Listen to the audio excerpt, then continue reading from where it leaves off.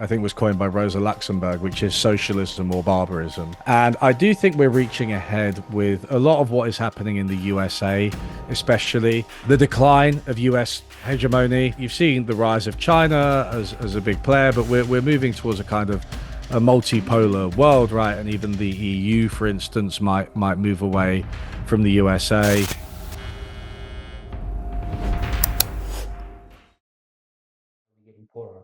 A lot of people, I think, feel like the economy isn't working for them. I feel like the economy hasn't worked for the average person for a very long time. The place that I start is the 2008 financial crisis.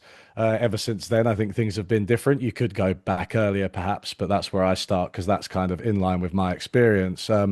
But since then, it's just felt like we've lurched from crisis to crisis. We've had the financial crisis, we've had austerity in a lot of countries, we've had the housing crisis, climate, pandemic, cost of living. It's one thing after another, and people are really feeling the pinch. Housing costs are rising, inflation has been very high for the first time in a long time. Inflation was in double digits across the globe. And I try to identify what kind of factors have led to this. So each chapter of 8 chapters is an exploration of a particular characteristic of our economy that leads to people getting poorer, that leads to people, not being able to get by. And I split this actually into 2 parts, each 4 chapters. Part one is that the economy is uneven, which is basically a term for it being unequal in a wide variety of ways. So we have the rise of billionaires at the top who seem to be exerting increasing influence, control, and power over our lives, and they're making out like bandits while the rest of us struggle, living under their monopolies. In the second part, I look at how the economy is dysfunctional. Now, that just refers to the economy not really working. There are lots of areas of the economy that just don't work, and that affects rich and poor alike. An example of a chapter in the dysfunctional section of the book would be housing. Housing just hasn't worked for almost everyone. I live in London, and London's a lovely city, and people in London are relatively richer than people in the rest of the UK, certainly, and we have a lot of advantages. But the thing is, housing costs are just insane in London. The amount we pay for rent, for mortgages, or for buying a house is way above the rest of the country. So although London seems like it's richer, a lot of that is absorbed by housing. And I just think that seems to be the case across the board. So, with these things, kind of inequality or unevenness and kind of sucking all the money up to the top, and then dysfunctionality, kind of meaning that things don't work in general, this explains a lot of our current malaise. So this is chapter 6, which is about the money system, and I feel like this book's partly an economics explainer, right? I'm trying to explain how the economy works, but the thing is that every single issue that I explained during the writing process, I ended up concluding that it wasn't really working and that it was going wrong, which is hence the title, Why We're Getting Poorer, right? So with the money system, there's a lot of misconceptions about the money system, and I think you get them in economics textbooks. I think in popular perception, a lot of people probably just still think money is backed by gold. There are like there are polls showing this. A lot of people do, and a lot of people also, even if they don't think it's backed by gold, they think of cash and coins. But the truth is that we live in a credit economy. The overwhelming majority of money is credit, right? And that goes for like the deposit that you have in your bank, all the way up to these high-flying financial instruments and, government bonds and CDOs, CDSs, all this type of stuff. They're all used as a type of money, and you can adopt different definitions of money depending on how restrictive you want to be. So what happens when banks create credit? Well, what they do is if they make a loan, to you, say, for a new business you want to start, what will happen is that you will suddenly have a deposit with the bank, right? So you have a deposit with the bank and you also have that loan, and vice versa. The deposit, so the deposit for you is an asset and the loan is a liability. You owe it to the bank. Vice versa for the bank. The deposit is actually a liability for them. They owe it to you, and the loan is an asset. So that kind of balances, right? There's this magic process of like through double entry bookkeeping, which has been around for hundreds of years. This kind of balances the books balance, and therefore it's deemed legitimate by our financial system. Now, what happens is the government does have a role. We said that the government doesn't create all money. 97% in the UK, 97% of money is created through this credit creation process by private banks, but the government does have to accommodate it. Every country in the world pretty much has a central bank that issues its own currency, and they have a very close relationship with the banks. Banks can hold reserves at the central bank, and the best way of thinking of that is just like the central bank is like the bank of banks, right? So it's like just as you have a deposit at your bank, they have reserves at the central bank, and that license, you have to be granted a license to be able to do that. That license kind of facilitates this whole process because banks need reserves to back up all of their credit, because you need to be able to go there and say, I want to withdraw all my deposit in cash.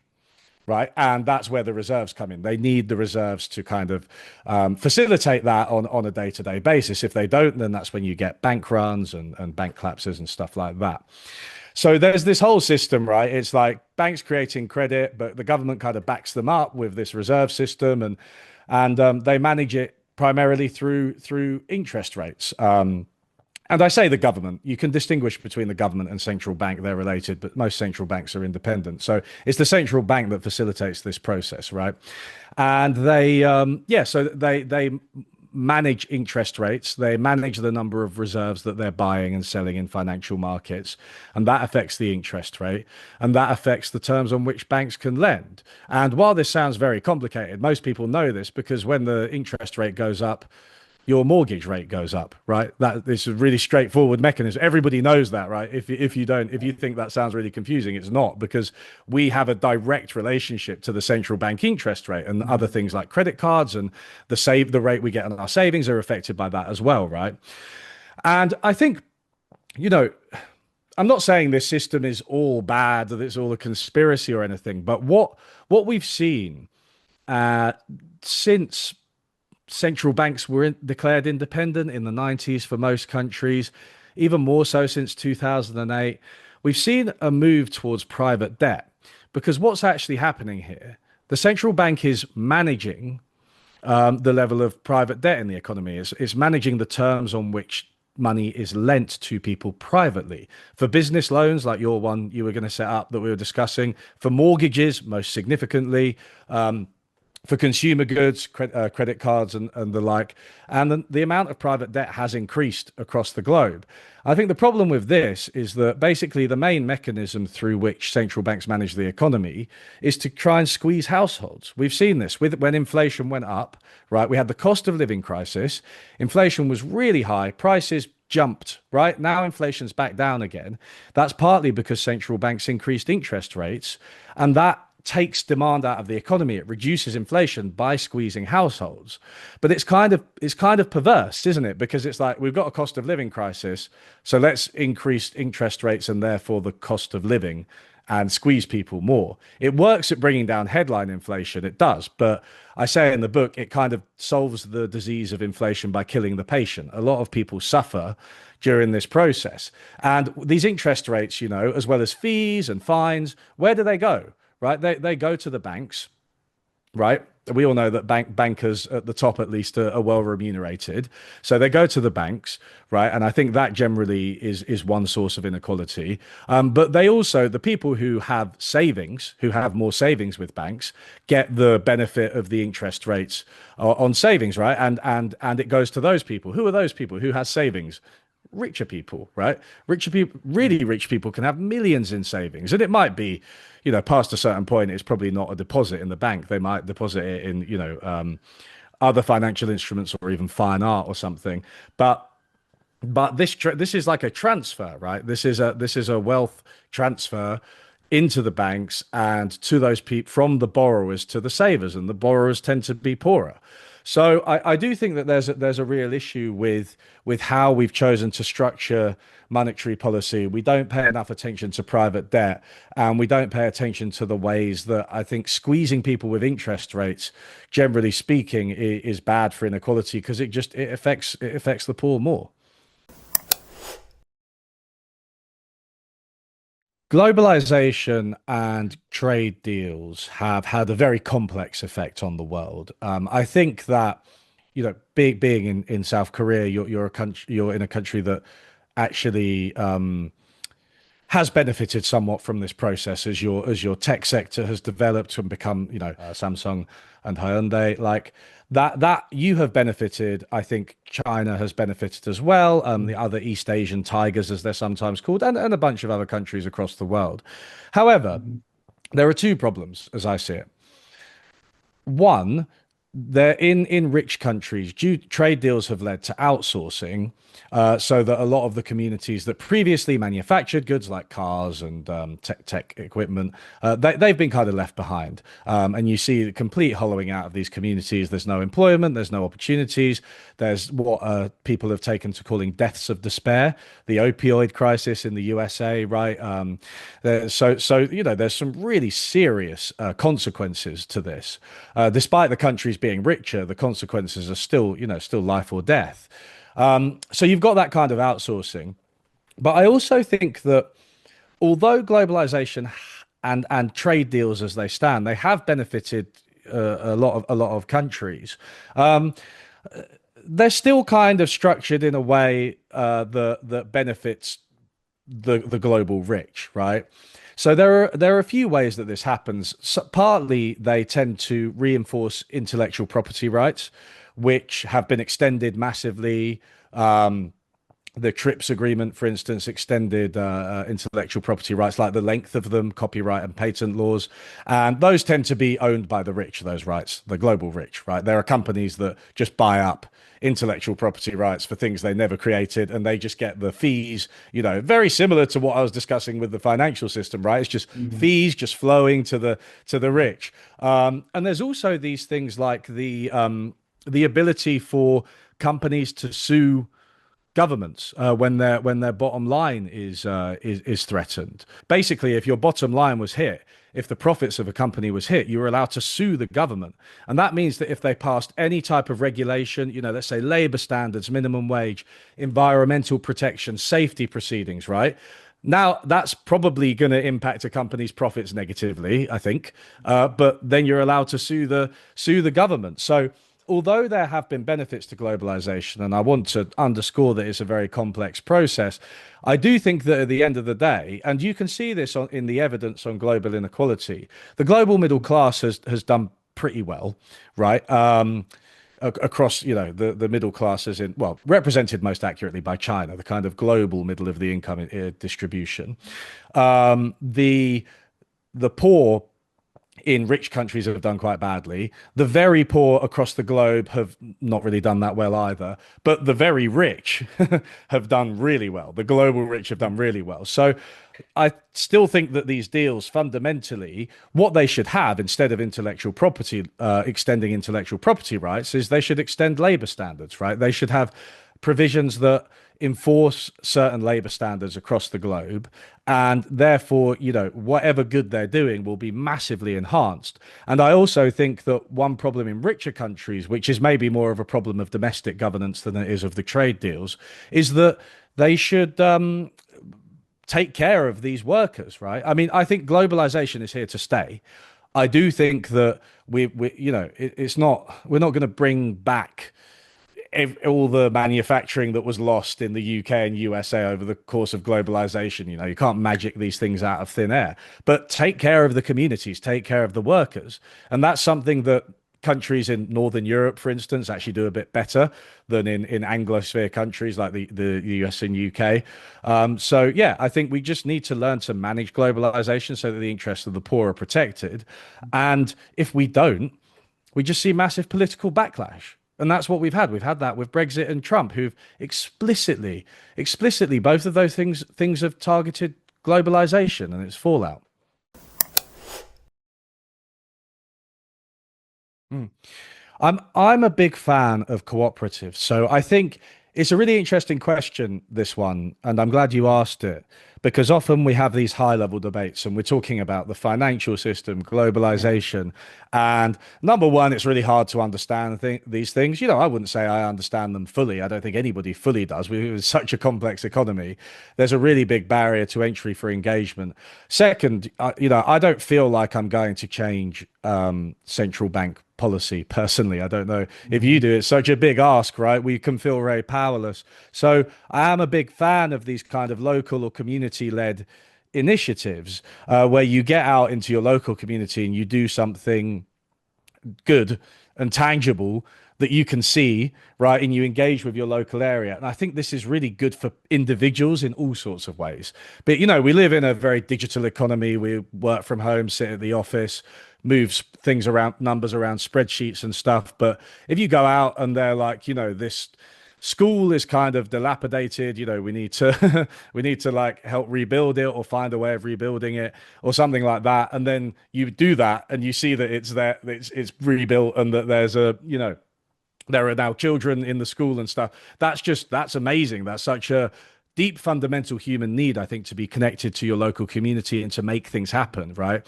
So I do think one of my kind of pet ideas is cooperatives, and these refer basically to organizations that are owned by the people. They're owned by their members, so that can be owned by the workers as opposed to like shareholders and the boss. It can be owned by customers. So we were talking about the financial sector. Credit cooperatives are owned by people who make deposits at them, right? And so they have a say over how the money is used, unlike modern banks where it's run from the top. There are also sort of community methods of ownership where you bring in different voices from around the community and they sit on the board of whatever organization it is. And there are a lot of cooperatives around the world. There are plenty. There are probably some nearby you. If you kind of Google it or Google Maps it or something like that, you'll probably be able to find one that's not too far away. And when you get there, you realize that they need help, right? They need, and they don't. My experience is that it's actually not money that's the constraining factor. The thing is, a lot of these organizations are run voluntarily or partly voluntarily. They probably have one or two employees and they've got the financing for that, but they need volunteer help and they need all different types of people from the community with different expertise just to give them a hand with like filling out a form or something like that, right? Or like going and speaking to people, or doing customer service or anything. They really lack labor. They lack like workers, right? So people need to put in the manpower, and you can actually see things happen when you do that. And you might see them get a grant, that you help them apply for, or you might see a project come off, or you might see them attract new members and grow. And that's extremely gratifying. And the cooperatives of all kind are often much more deeply embedded in their communities. They usually have a community-led ethos and manifesto, right? So they have to serve their members legally, and so it's just much more gratifying than working for some faceless bank, and it really makes a difference. It's really interesting. I'm always surprised by the number of people who use AI in their jobs and in school and even in personal stuff. I don't use it at all. I really don't trust it. Oh. As someone with an academic background, if you put what I would regard as fairly basic stuff about economics into it, it just sort of makes up citations, makes up papers, makes up authors that don't exist. It says things that are just wrong. So I really don't use it, but a lot of people do. I think what's really interesting though is that David Graeber had this idea of bullshit jobs, right? Where we're sort of working in just filling out forms, ticking boxes, often not working, doing things that don't really matter, sending emails, going to meetings. And I think AI is kind of accelerating this because we're realizing that you can just have two AIs send emails at each other, and it's nothing's happening, right? There's no actual exchange of information, and then you start to ask the question, well, were the emails kind of pointless in the first place? Maybe they were, and I think a lot of companies, sooner or later, may realize that that's basically what the jobs were anyway. So whether it's because of AI directly or just because of this bullshit jobs phenomenon, I do anticipate that a lot of work is going to be destroyed over the next sort of few decades. I don't think. I mean, AI is improving every year, every month, but I don't think it's quite there yet that it can take over kind of a complex task. But I do think that as you can delegate an increasing number of tasks to it, you will see a lot of these more kind of, I don't want to call them menial because that sounds like mean, but a sort of standard office jobs will just start to be automated, and you'll see happen to the office workers what happened to the manufacturing workers. Now, whether we can sort of rediscover work with a purpose, with an intrinsic purpose, is is an open question. I think that's up to us, right? We have to kind of reconfigure the economy. I mean, it's really interesting coming from an education background, to go back to that, to have students write essays using AI and lecturers mark them using AI. you know, it's just absolutely insane to me that this is emerging. But again, I think it's just a consequence. It's a very exaggerated consequence of this kind of focus on output, right? On grades, produce this assignment, do this, grade this many assignments, right? And it's just this cycle of bullshit, and it has been for quite a long time. So I think this my hope is that it forces us to really radically rethink like what we want from education and work, right? And why we want people to do things, right? And AI could be a kind of consultant that helps people with certain problems, right? Fills in the gaps, perhaps. But we really need to put it in its place, because otherwise, I just think it's going to completely spiral out of control. I mean, I actually think that a lot of these AI investments at the moment are bubbles. I think that there's way too much money flowing into it, and there are a number of companies that have said they're actually not really making that much money. They've had trouble kind of monetizing it and seeing proper applications. I think AI has a future, but like I said earlier, it's not there yet. There's too much money being poured into it right now. Maybe there'll be some kind of massive breakthrough that justifies that investment, but there is. I just I don't actually see that continuing. I think it's just gotten too big. I would say it's a bubble. I would like to think so. I mean, I think we do. We are. There's this saying, right, which is, I think was coined by Rosa Luxemburg, which is socialism or barbarism. And I do think we're reaching ahead with a lot of what is happening in the USA, especially. I think you're seeing the decline of US hegemony, almost entirely self-inflicted, as well, right? You're seeing, I think you've seen the rise of China as a big player, but we're moving towards a kind of a multipolar world, right? And even the EU, for instance, might move away from the USA. You're seeing this intensification of inequality. You're seeing the cutting off of aid to countries that really, really need it. You're talking vaccines and basic nutrition and healthcare and things like that, that's being cut off by the USA. And you're seeing, I think, a move towards oligarchy. The wealth of the tech billionaires jumped by unfathomable amounts when Trump was elected for a second time. Maybe 100 billion for Elon Musk, and not too far behind for maybe Jeff Bezos, Mark Zuckerberg, and so on. They're wealthy, and we're going to see the first trillionaire soon. And the on top of that, they're in the government, right? They're in the government. They own the media. It really is. It really does look like an oligarchy. So my worry is that you see an entrenchment of that status quo, and you get this kind of highly corrupt crony form of capitalism. Yanis Varoufakis has called it techno feudalism, right, where they're the lords or the monarchs, and everybody has to pay fealty to them, which is it's not a bad way of characterizing it.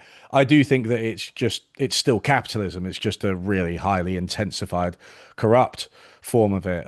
But on the other hand, you have the EU, and you have China, which are presenting very different forms of capitalism to that, different forms to each other as well. The EU is obviously more kind of social democratic, a bit of a smaller economy, more leisure time, slightly lower GDP, right? So less of a focus on the economy, less of a focus on the military historically.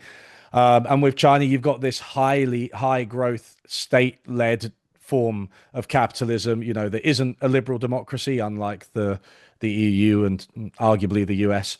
Um, so yeah, you've got this splitting into this multipolar world. So I do think that, are we going to see the EU and China move towards something beyond capitalism that is actually beneficial?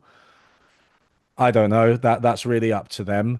I think China could do. I think the EU could do, but they might be too scared of the US and of Russia as well. In the USA, there's this question of whether Trump has a third term, whether these policies are reversed by the courts. It's all very much up in the air. But to answer your question directly, I do think we're seeing a shift away from the form of capitalism that's been in place since the 80s, since Thatcher and Reagan, sorry, everywhere.